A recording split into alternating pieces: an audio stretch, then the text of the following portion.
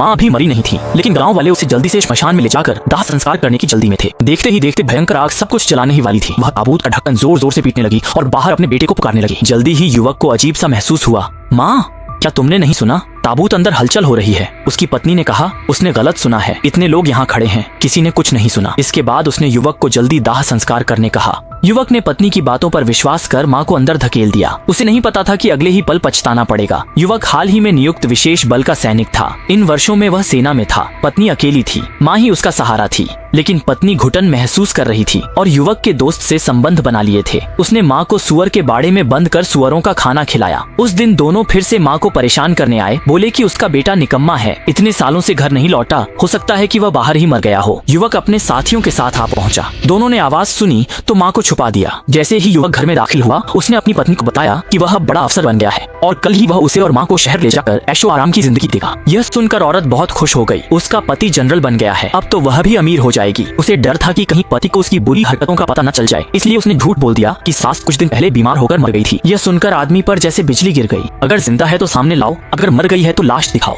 उसने पत्नी से पूछा कि माँ को कहाँ दफनाया है। पत्नी को डर था कि बात छुपी नहीं रह पाएगी, तो उसने झूठ बोला कि माँ को अभी दफनाया नहीं गया है। आदमी के जाते ही दोनों के मन में एक भयानक ख्याल आया।